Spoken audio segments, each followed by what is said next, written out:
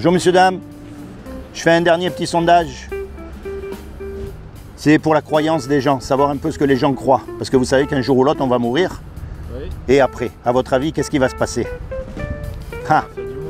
Parce que c'est la chose la plus importante, parce qu'on y va tous là. Hein. Et on y va tous une main devant, une main derrière. Hein. On n'amène rien avec nous. Hein.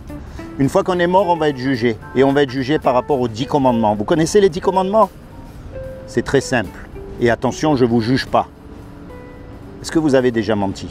Oui, bonne fois. Est-ce que vous avez déjà menti? Oui. Est-ce que vous avez déjà pris quelque chose qui ne vous appartient pas? Même un tout petit peu. Je pense qu'on a tous pris quelque chose qui nous appartient. Vous savez pourquoi elle est bien cette loi, les 10 commandements? Parce qu'elle ferme la bouche à tous les religieux.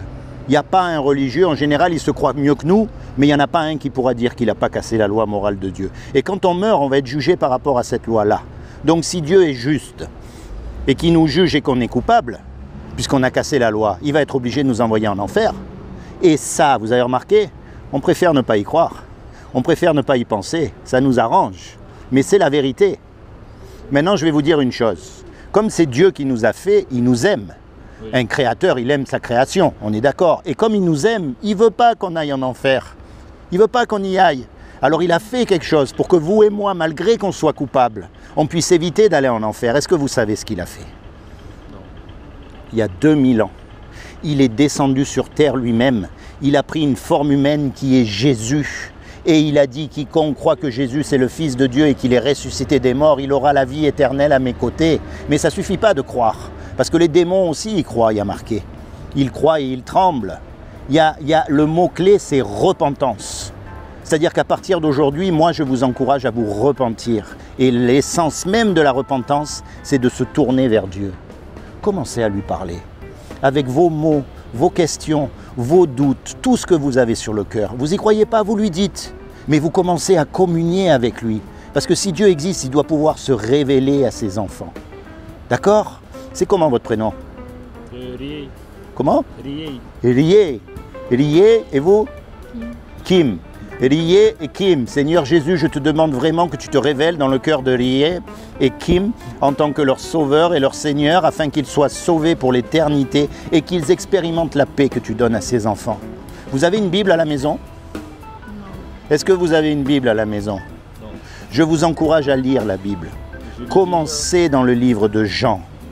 Lisez et lisez encore et relisez parce qu'il n'y a rien de plus important que le salut de votre âme. Souvenez-vous une chose, que l'on soit sur une chaise roulante, que l'on soit dans la guerre, que l'on soit en prison, ça s'arrête. Même si on est riche et en bonne santé, ça s'arrête. Mais après, ça ne s'arrête plus. Alors les gens, ils jouent au loto. Il y a une chance sur 10 millions de gagner, on est bien d'accord? Imaginez qu'il y ait une chance sur 10 millions que ce que je viens de vous dire, ce soit la vérité.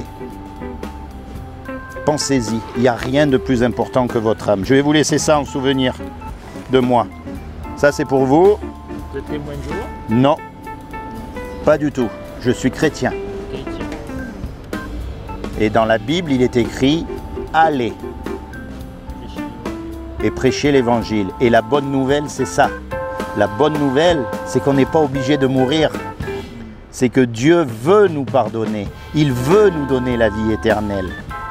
C'est lui qui a fait ça. Il veut. Maintenant, c'est à nous d'accepter ou pas. On est libre de choisir.